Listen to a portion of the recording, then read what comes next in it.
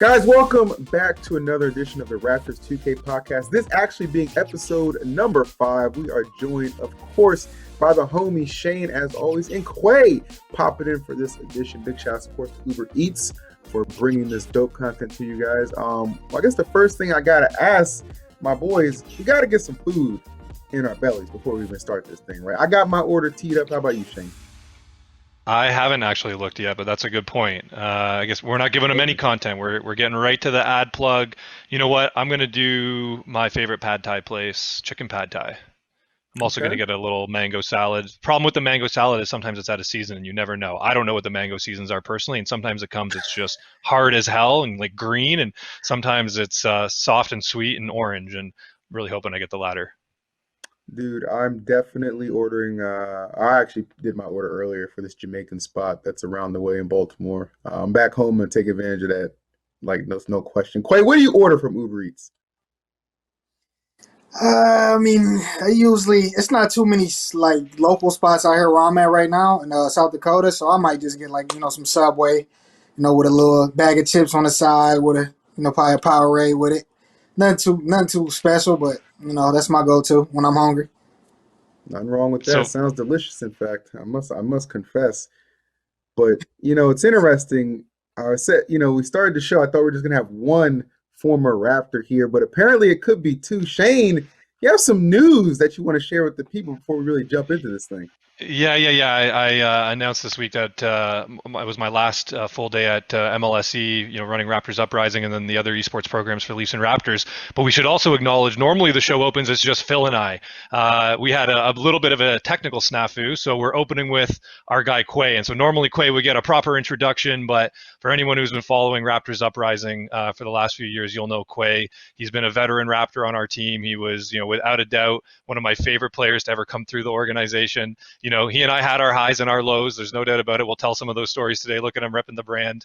But Quay, I feel very confident saying Quay, and we used to say this on our social channels all the time, was the funniest guy in the league. Just so naturally funny. Like 100%. walking around with you, dude, is like constant entertainment. I remember being in Orlando and the things that you spot and then the jokes that you come up with. And we're going to talk about my new gig, which is in content. It's in YouTube. And you saw me tweet at you like a month ago when you said, I'm going to get into stand up. I was like, dude, make YouTube content. Sure. Stand up, that's like a tougher, I think, thing to crack because you got to like nail the stand up, approach. Whereas Mhm. YouTube is like creative freedom. If you're just funny and creative, you can come up with your own thing on YouTube and Right. that can go viral for you. I think maybe a little easier than grinding stand up. So, I mean, hey, I don't want to discourage you from stand up or nothing like that. But Yeah. man, I think you need to get onto YouTube because you are one of the funniest dudes I've ever hung out with. No doubt about it. Yes, sir. Anyway, that's alluding. So yeah, we haven't actually officially announced what I'm doing next, but I think that this is going to take some time to edit, and then I'll probably have tweeted it by then. So by this point, people might already be aware, but I'm joining Agent Zero and the homies, Kai Sanat, Duke Dennis, Phantom, Davis, Chris Next Door, and going over to run AMP. These guys have been doing an awesome job, like incredibly creative guys. I've been talking to Agent for a long time about AMP, right? Not in any way because I had a suspicion that I would end up getting involved at any point, but he's just been talking to me about this project forever. And then this fall, like more and more stuff kept popping up where I was like, this is crazy what these guys are accomplishing. And, my relationship with them got stronger and stronger, and it just started to feel like a really good fit. And I think, really initiated by them at first. But the more I thought about it, at first it was kind of like said in passing as a joke. And then the more I thought about it, the more I realized, there's just a huge opportunity here with these guys to, do what we've seen done in the industry, which is to take a brand that represents a group of individual creators and then activate that brand in ways, like you've seen other groups do, right? And yeah, very exciting opportunity. We just got back from LA. We were at the Super Bowl. We did a thing with FaZe there. It's Super Bowl experience for anyone who caught it. Our guy Duke just went crazy, picked off Brett Favre like 6 times. One of the most athletic human Man. beings I've ever seen in person in my life, just doing handspring backflips in the end zone. Wait, Crazy. wait, wait, wait. Pause right there. Why was I not invited? I was at the Super Bowl. What's going You on, know what, Shane? dude? I saw your story that you were there. You were in that like bougie ass suite with all those people, I and was. I didn't know because I don't think I saw content before that. So I think it was like after Super Bowl that I realized you were in LA at the same time. Ah, painful, painful. Next time, Yeah, it would next have been time. great to have you there, man. RDC guys were there. A whole bunch of people came through to watch it. It was a great event. And just before that, Kai played Aiden one-on-one for 25K at House of Highlights. Same thing. Those RDC guys came through. Oh, It was a fun weekend. Great weekend meeting a whole bunch of really cool people in the YouTube space. And yeah, man, hopefully we can do what we did here with Raptors Uprising, like activate some really authentic, brand partnerships and just grow the business. Like, we want AMP's got to stay authentic. It's grassroots. That's what it is, right? Its secret sauce is that it's authentic. But I think that if we grow the business, we'll have more resources to do even cooler things for the fans, right? Create experiences that we want to experience, and then provide access to those experiences to our fans, and create really cool content that we couldn't do ourselves because production limits would get in the way, production costs would get in the way if you're just monetizing through AdSense type thing, right? So yeah, that's the plan and the vision, boys. But Quay, man, back to you, Quay. I would love for you to get into YouTube. I want to see you pop off, man. If you could just find a way to be yourself in front of the camera, there's a huge audience of people that want to watch that stuff. I don't know where we necessarily begin this interview, but yeah. Now I've been thinking like hard. Like I think Rico was trying to get me to do that. When I was still in the league, he was telling me like, try to make some content. Like it can even be, something funny, but you can be using like, NBA 2K, like that type of method. So I feel like, I'm working my way. I'm learning. I'm looking at everybody's content. I'm loving it. Well, you'll see me soon, man. I really think I'm heading that way towards you like making the YouTube content, the skits, just everything. Watch, just stay tuned for sure. I'd love to hear that. I love to hear that. I'm glad that's where you're headed. But I want to head to something too. It's kind of some breaking news out the 2K League, and I want your thoughts on it. Obviously, like you're in the league, you kind of have a finger to the pulse and stuff like that. What do you think about the disqualification of one of the league's best players ever, Fab? Like he put out a statement yesterday, shocked a lot of people. I was reading the quote tweets, the replies, and everything. Like everybody was just wanting answers, just trying to figure out what happened. But how do you take that? That's crazy to me. I mean, me personally, like we were all just in a party, just like playing Call of Duty. Like, I was with Kenny and, Tommy and all the guys. Then we seen who was on Twitter and we ended up seeing it. And I'm like, whoa, Fab, because I seen, the other guys getting suspended. I think Zay as well. And I'm just like, yo, that's crazy. Like, I don't even know what the whole reason was for, but I mean, that's a big loss. Fab's is one of those guys, offense and defensive wise, just IQ. He's one of the best ever to play it. So just losing him for a whole year, whole season, like, going to be pretty tough on the Cavs, especially to replace that. I'm hoping he makes it back. He cleans up next year, whatever happened. I know he'll be back. So, it was just a tough loss. I mean, a lot of us go through it sometimes. It's just about adversity. So, I think my guy will bounce back for sure. But that was definitely, breaking news. And then today we find out Joel Lazar is the new coach and GM over there. So welcome to your first day on the job, Joel. You just lost Fab the day before. Yeah. You think he signs up for that job if he knows that suspension's coming? I think so, man. So you got to get a foot in the door when that thing creaks open. If you're a player looking to get into a post-career gig, like there's so many players and only so many of those post-career gigs. So I think you probably take it anyway. But yeah, that's tough, man. You lose Fab and you get an end of the draft pick as a compensation for that. Third round, I think, too, right? Yeah, third round, guys. Just after everything. Round. Yeah, because I don't think there even is any fourth rounders anymore, right? Yeah, it's you can't replace that. So I know that's going to be a tough loss for them for the season, but hopefully they figure it out in the draft somehow. Yeah, man. We've seen a lot of point guards, leave or go down for different reasons this offseason too. I'm not going to lie. And I should also say with the news of my departure, it's not a full departure. I'm staying with Raptors Uprising, in an engaged way as an advisor. And so for those of you out there who are going to follow along this season, you'll be seeing me around. But again, being a Raptor, looking at that East Coast, I'm thinking, hey, no Chalk, no JBM, no Sherm, no Fab. Like, look at the point guards in the East. Crazy. Yeah, and with the tournaments this year, the qualifiers are online and from the conferences. So, like, East Coast is, things will change, and it all depends on the meta of the game, and there's still a draft to be had and all that. But, this may age poorly, and again, I'm an advisor now. I'm not actually the guy on the team, so I think I can say the East is looking sweet. I hope my Raptors get into those tournaments, man. I want to go to LAN. I want to go to Indy and cheer them on from the studio. You guys are in a amazing position. You have freaking Kenny and Dimes. Like you got, honestly, you have two of the most sought out people to play that position just chilling on your roster. Like, You're Yeah. good. and the 7th overall pick this year. So we got a lot of things to figure out, you know. Woo. And I don't know if you've Yeah. seen, like, Dimes has been trying different positions and stuff. Like, there's still so much up in the air, honestly, about this year. Like, again, you know, I don't think it would be a secret, maybe to those who are watching, but certainly those who, you know, we might be tipping our competitive strategy to. I don't think it would be a secret that Kenny also played lock this offseason, right? There was definitely a time where we were thinking, hey, does Kenny reinvent himself around lock even? You know, again, I don't think that any one of those plans is actually a front runner at this point. We're kind of like evaluating everything. We are, and I will also say it's a pretty active trade market. You've already seen some trades going down. Trades are coming in and out of our inboxes as well. So like you really might see a lot of movement here between draft. You know, not to say anything specifically, but there's a bunch of things in the air that could fall for us. Definitely. I think for Quay, like for you, like since you left the league and like from what you've seen of it now, like do you feel like it's like shifted like completely different since you came in? Like first couple of seasons. To me, this is just from me speaking because I worked season 1 and 2 apps and still keep up with the league, but it feels like it's just gotten like more like difficult to maintain a position, and not just necessarily because of all the new draft hopefuls, but just in general, it's like you have to be almost so buttoned up to an extent. It's like you're walking on eggshells at times because we've seen like some people you wouldn't expect to get suspended or dismissed just going out the door, and like these are serious blows to these teams, but they're committed to like keeping like the work environment like polished, respectable. Yep. I mean, yeah, like you pretty much said, like, I mean, you can't really take anything for granted, even though, the top guys are all stars. They're, leading the league in assists and points per game. And you see that, little things like that can get you suspended. So it's definitely, I feel like it's definitely harder to stay in, it's less spots as well.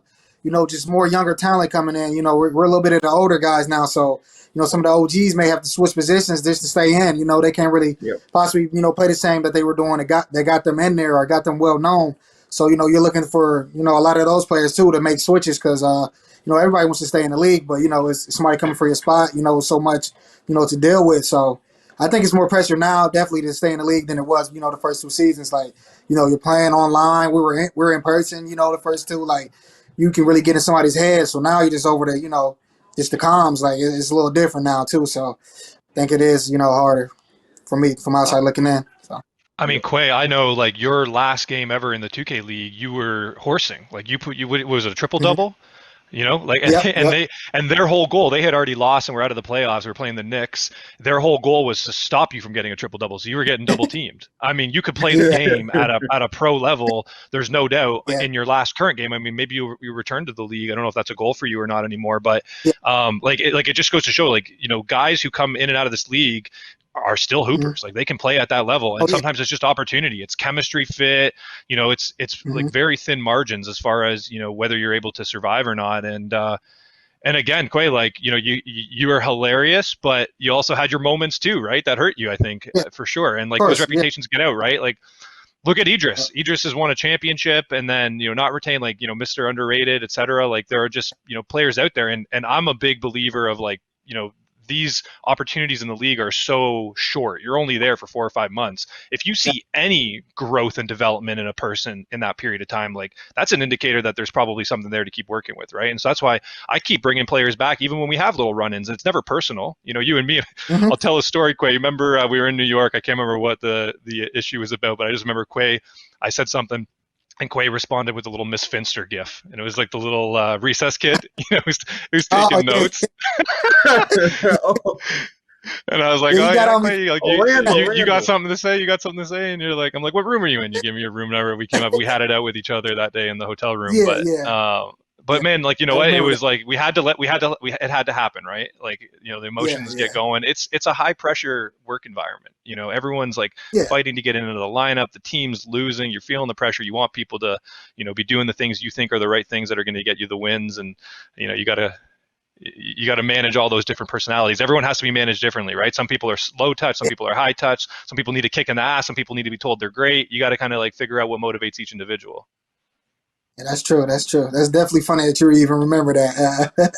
I'm like, I didn't even think you watched that back in the day, but yeah, that was that was a funny little gif. You got on me for that one.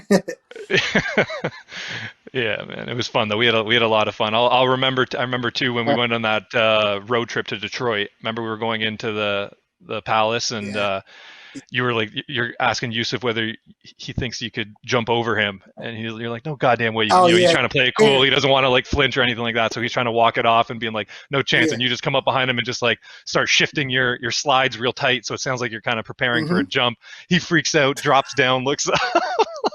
Yeah, he was Got scared. him I good think on we that actually one. got that recorded. It might be on a Raptors page still. Yep. I definitely just watched that probably a couple months ago and just had a laugh at it, man. Like the Brewers are silly, man. That season one, like it was a. I definitely remember that the most. Just just with the guys. It's our first year coming in. We're all just at that moment too. That's when we made that break and we made that turnaround. So like all those moments right there, it was just special. Just remembering all that the fun we had. As well as the ups and downs. But that was definitely some of the funniest moments. We definitely went to Detroit. Yeah, my boy Yusuf, man. Glad to see he's still in the league as well, too. Doing good. So, That boot Yeah, camp for turned our sure, season man. around, no doubt. man, I promise you, I really think we really needed that. Like, it was for any team that need. Right there, that's when we found our identity. We seen that we could help each other. Like, I think that was the most important from season one. It was trust. We had guys that really wouldn't trust each other. Once we started making rotations and swinging, man, we were kicking everybody's butt. I mean, like, Yep. scrams, everything. Like, we were on a roll. Like, for real. Everybody was scared of us that year. We Yeah, were that one and second five. half We went to that of the that road season, trip to Detroit. crazy. Sorry, Yep. Phil. We No, no, we I'm saying the played. second half of that season, I remember it was nuts. Yeah. It was that Detroit trip, dude. Honestly, so what people may remember is we didn't have a league practice build at that point. So all of our Mm-hmm. scrimmages were inter team 3-on-3 with two AI. It was like crazy. So we really just couldn't figure out who was the best at what position. And Right. so we got in the van, we drove to Detroit. It was very humble. Like looking now at like the experience of being a Raptor and what we would otherwise do. Like back then, we were being scrappy. We hopped in a van and stayed in a motel type thing. But we went there. Yep. Adam and Ramo and those guys were great hosts. We played like 50 scrims in 36 hours.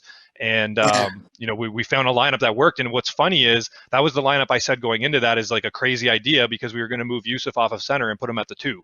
And I had just Yep. heard from Ogie, Yusuf used to be a two guard just like 2 years ago in Pro Am. And I was like, well, then Yep. let's try it. Like, we're struggling right now. We moved you to the five, him to the two. And then we went, Yep. 7-1 down the stretch. Teams are ducking us, throwing their last games to avoid us in the first round of the playoffs. I can't forget. True story. Definitely threw some games. Made us play the Cavs early. It was crazy because we scrimmed the Cavs probably the most going into playoffs, and I kind of had a feeling like if there was any team that could compete with us, it was them because they knew us. At that point, like we just kept scrimming with them. We were close with those guys as well. So yeah, I remember that. That was a great run turnaround. And that day in Detroit, I definitely remember my boy Detox was like, you know what? I think you guys are better without me in this lineup. And he made the call. Like, 'cause remember, it was like two different lineups you chose. And you were Dude, like, he all right, didn't. so Yeah. which one is better? And he made Yeah, the he didn't call and even said, you leave know it for a what? moment. He didn't even leave it for a moment. We sat around. I remember I said, "All right, guys, we've seen the results. Like, what do we think is our strongest lineup?" And he was the first one to raise his hand. He's like, "I'm just going to say it. The lineup with me out, Yusuf at the two. Like, that's clearly our best lineup at this point, and that's what we ran. Nah, Right he into the could have been, he playoffs." could have been selfish, like how most players are to try to keep their Yeah. spot and all that. Like, that's why, Yes, Detox sir. is my guy because he was just humble. He's all about the team winning, and he made the right call. I And remember he was our that. second pick. Like, he had, a lot of pressure and Yeah, expectations. He and Kenny had won the 250K tournament. Like, he was, exactly. I could have been convinced, like, hey, he just needs to find his stride type thing. Like, we brought him in to really Yep, be a contributor. And you were our sixth man, just to call a spade, right. right? And you came in and you played center. And I mean, you did so well, we brought you back, right? And again, your last ever game, I remember you put up a triple double being double teamed. Like, there's no question you can play the Exactly. game. It's just these opportunities, Yeah, they're we so fleeting in all the still 2K League. play, man. I'm sharp, man. We've been playing this year. Like, I mean, almost every day. I play with the guys. Like, I stay sharp because I still think maybe down the line I might make it run Make a back and for return. sure. Playing a lot of power forward center. Sometimes we play the tens. We call it our lobbies. Still the uppers to us. Kenny, Reese, Josh, Cook. Kenny's brother Jay. We're all still close. So we play every day, man. And I'm sharp. They can tell you I'm still like that. But I'm removing my guys this year. Hopefully everybody makes it back. My time might be called. The next couple of years. But I'm sitting back and enjoying this moment. Still just watching the guys do what they love. Okay, so you're not gonna. So that was actually my next thing. I was gonna ask if you're gonna try and jump back in Mm-hmm. this year, or maybe Yeah. maybe that's a little too soon to expect. Like, what else is going on outside that might be preventing you from doing that? And do you Well, just not yeah. have Well, like this the year same? I was close to trying to get back, and then some other Mhm. things that happened, just personally. So I just ended up, Sure. falling back on just kind of qualify and all that. I believe I definitely could have made it this year, as well as last year too. I ran into some trouble to where I definitely could have, possibly made it back into the pool at least. So I'm just working on my, like you said, I'm just working on my craft, really trying to figure out what's next other than just 2K. So I really, I'm really thinking about just, comedy life. I feel like that was always my talent, growing up. No matter what I did, I played sports and all that. But I feel like, that was, God's purpose for me, just to make people laugh, to always put a smile on somebody's face. So, I think that's Yep. next up for me, honestly. Like, I'm just trying to figure out worst way to jump in. Like Shane said, the YouTube way, that's dope. I'm looking at, Instagram, putting that on there, even joining TikTok. So, in between time of playing 2K, that's my next move as well. So I'm kind of trying to TikTok combine would be all that big, together. bro. TikTok is really like that discoverability app. You hit a Yes, good viral their skit, algorithm like is amazing. yeah, Yeah. So good. yeah. Yeah. I You just hit a put up a viral video skit, it from doesn't the matter who Super you Bowl. are, you could get Yeah. some Yeah. traction.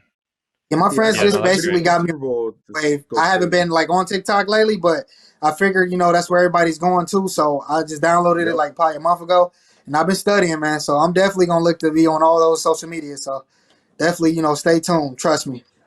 Get up and do it, buddy.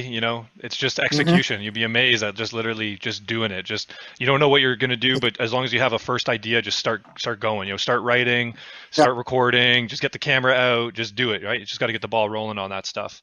There's no doubt about it. Yep. Yeah, man, I'll Exactly. tell you the truth. Like, I love people who are really good at what they do. Hanging around the AMP guys last week was, just great to see them in their natural element, right? Just such creative dudes. Like, I don't throw it Yep. around often. Like, you are truly one of the funniest people I ever hung out with. And you come by it so naturally. You just like things that are happening around us that no one else sees as funny. And you just like find the humor in it and like start talking about Yeah. it. Yeah. So Yeah. That's I got dope. I mean, I I got definitely. big hopes for you, buddy. Yep, I remember because Phantom actually came to our game when I had that triple double. Yeah, and we've been around Agent Zero, so I'm definitely tuned into those guys. I'm loving what they're doing with their content, and I did see your guy Duke against Brett Favre. I mean, yeah, that was crazy, man. So I was definitely tuned in watching Freak that athlete. when that.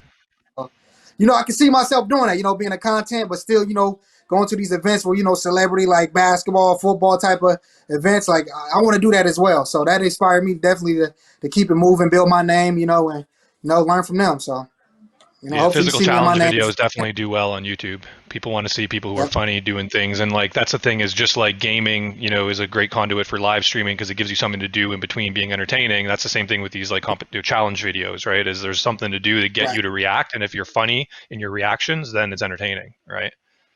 Definitely, Exactly. man. I want to see you do that. I remember another story. Remember you and Doza with the foot race.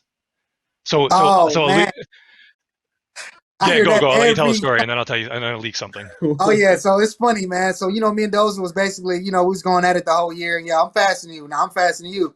All right, we're gonna race, man. Don't worry about it. We're gonna race one of these times.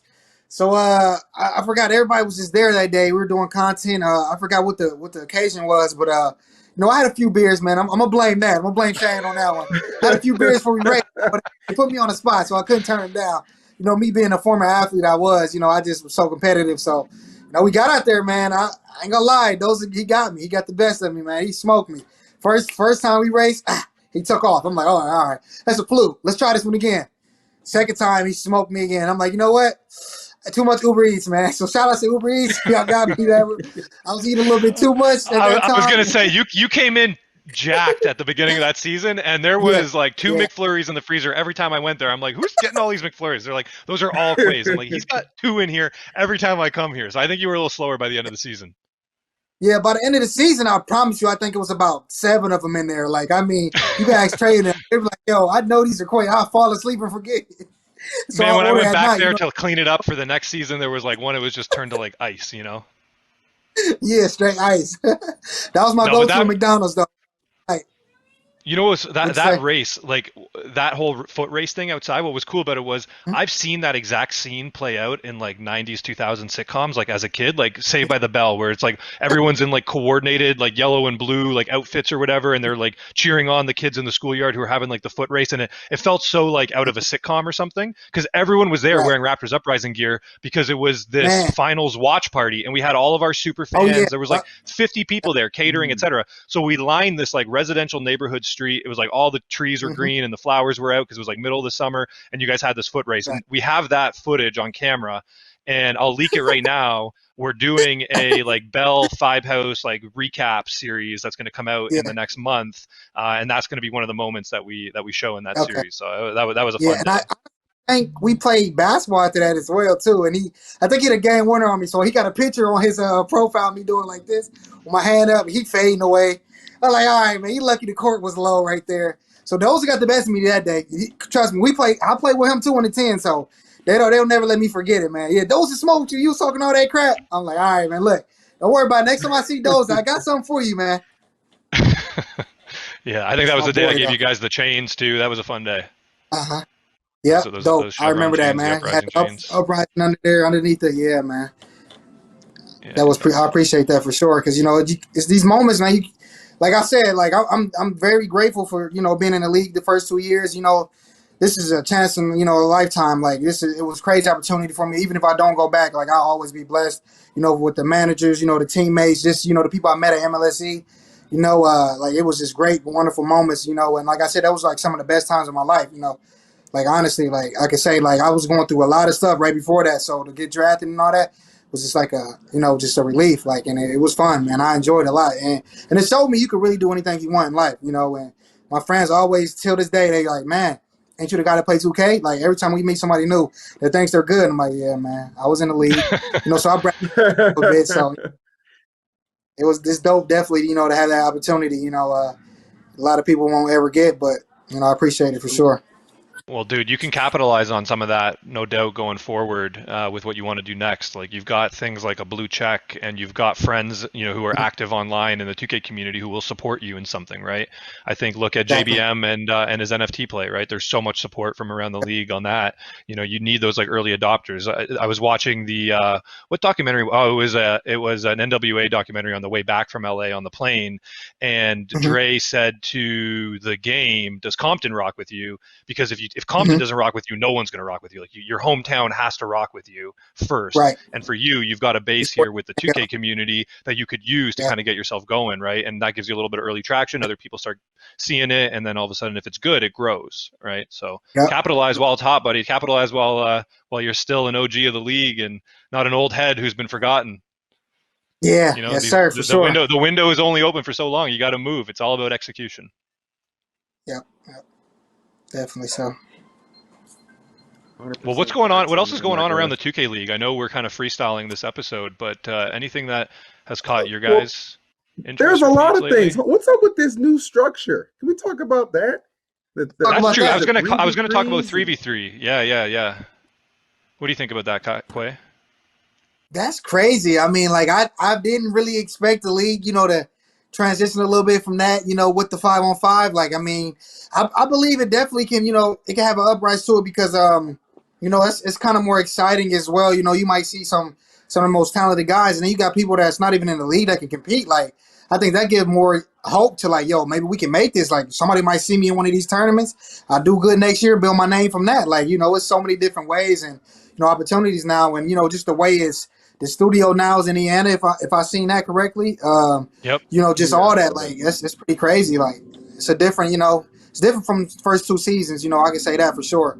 I'm ready to see how this, folds out, but I definitely think, this can go a good way for the league. A lot of those off-season tournaments they were having were like 3v3, and they were inviting like a lot of the bigger content creators, and I think they kind of like enjoy that format a lot.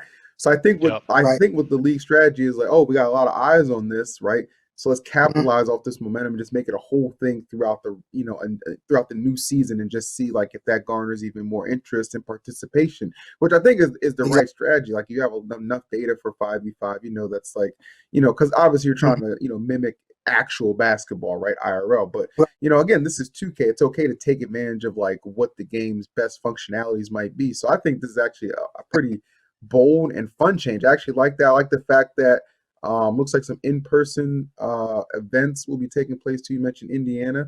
I heard like I don't know if I'm allowed to say this, but I'm saying it anyway. I heard that I heard the Lakers will be playing out there in Indiana, like and not actually in LA, which is interesting how that's going to work out.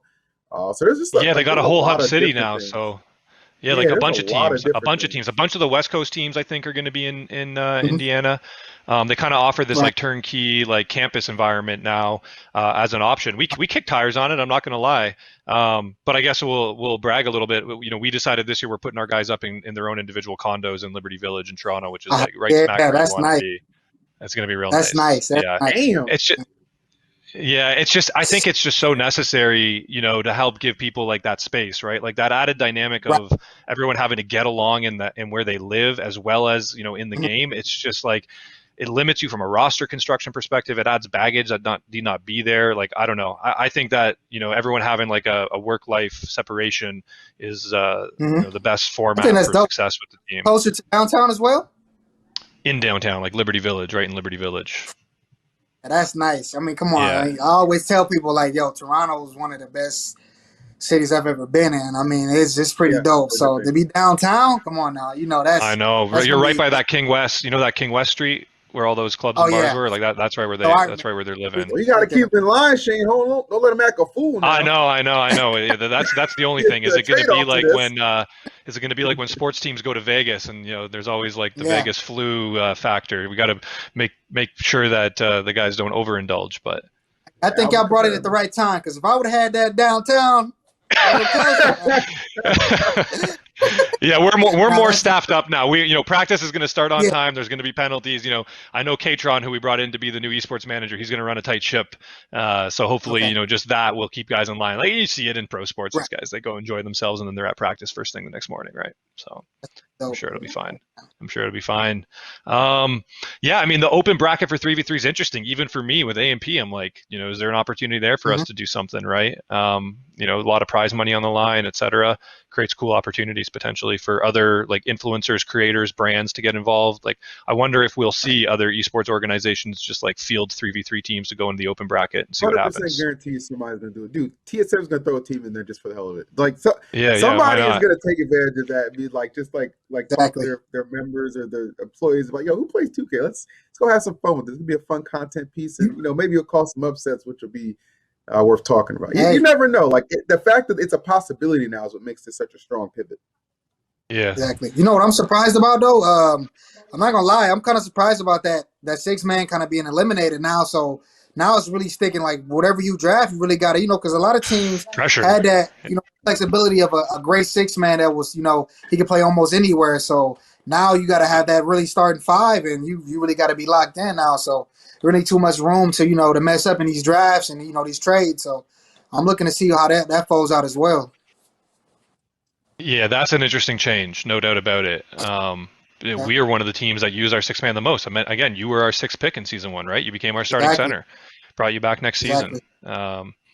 So yeah, that definitely play. And now it's like, okay, so because we have gone into every draft thinking we knew what positions everyone was going to play, and it's Hmm. never worked out that way. You know, even Nah, last year, like it was so obvious what we were going to do. Timely Cook was a reigning DPOY, Kenny was a reigning right. MVP. Like we drafted people to fill the gaps where we specifically needed people, and then everything Exactly. just started changing and shifting and falling apart. And you don't have the flexibility now of that six man. So that's definitely a lot more pressure on the GMs. And, you know, it's unfortunate too, because there are guys like you talk about how great of a teammate Toxis was. I mean, he had 3 seasons in the league, maybe two, three, I think, Hmm. because of his like, you know, what he brings to the team outside of the game, right? You know, and his versatility Exactly. as well. He can go in at different spots and stuff. And so it's unfortunate because there are so many guys who like deserve to be part of these organizations who do all the right things, who just aren't at that level where they're the number one option, you know, at their position, Exactly. and they're not going to have that opportunity this year, unfortunately. I think the elimination of the 6 man is just flat out insanity. Like people like people get sick, personal reasons. Like you said, that their Right. flexibility to tinker with the roster. I just I don't understand that. You know what I mean? That Yeah, to me is just madness. You know, that's I'm tough because I'm like of the mindset. Well, I'm just hoping it's like just maybe experimental for this season, like a lot of things seem to be, and maybe they'll bring it back for the following ones. right. But I'm not a fan of Yeah. that. Especially when it makes it even more of a Shark Tank, just trying to get those spots I filled mean, up. just me knowing like Um, it's so many people in that draft like that deserve, like Shane said, like kind of they deserve spots, and I know it might be that 6 man gym that could have been on that 6 man that jumped into help change the team record around, and now it's only gonna be just strictly five. So like yeah, I'm looking forward to see how that works. But I definitely would be a fan of seeing that go back next year, creating just more spots, more opportunities because like you never know. It's basketball, man. Like things happen. You might need that spark off that bench. I mean, that's basically what it was. So I don't Yeah, know. look at We'll legit see with how that. us, right? Jake just had his second season in the league, and he never would have got a shot. We brought him in as six man, and then everything Exactly. happened with Juan. You guys saw me put on my like fake tinfoil hat a minute ago, so just so I don't look Mhm. crazy. What I was gonna say is maybe this 3v3 thing is the thing, and then it is like 4 or 5 person rosters, but in more of a 3v3 Mhm. focused or exclusively focused league. Right. Because I think So you're right, Phil. that's Like they have the numbers now, right? Like 5v5 is awesome. It's a great basketball simulation, but it's just not played mhm. as much as 3v3 is, and that makes sense. That's Correct. It's 3v3, hard to right? find.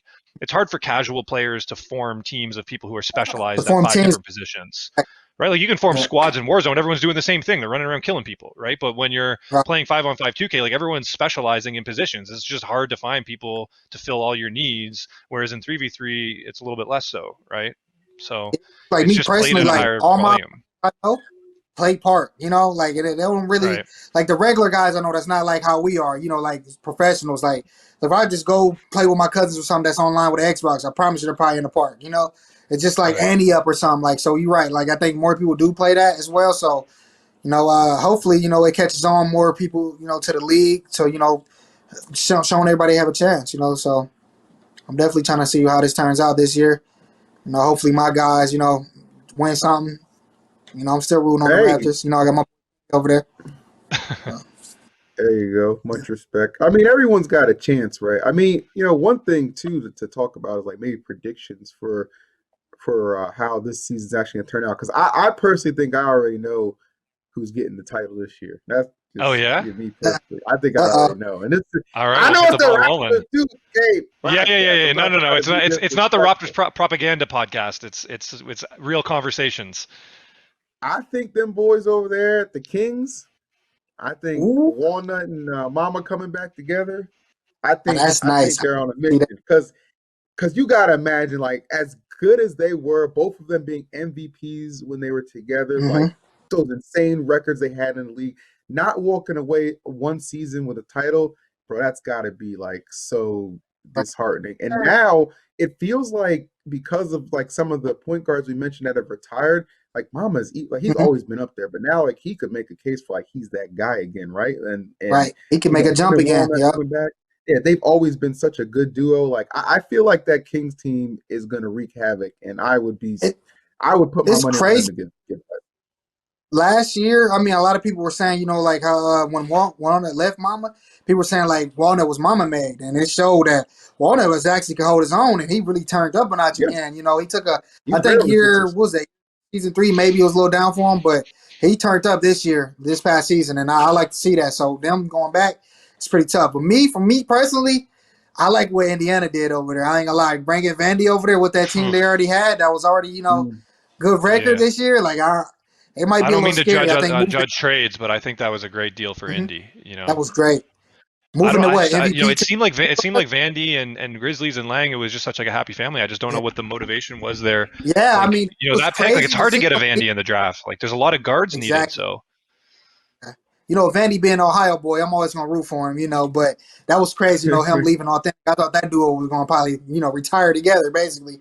But just to yeah, see him move over there, so I know 630 is gonna go to the 2 now. Like it's a pretty scary team. You got Joe Mar over there, Lavish. That's a nice team, I think. So I like to see that. That them play together. So and especially yeah, 3-on-3 too. Imagine how they're gonna be. You probably got Vandy 630 with like what Joe Mar out there with them. So that might be nice.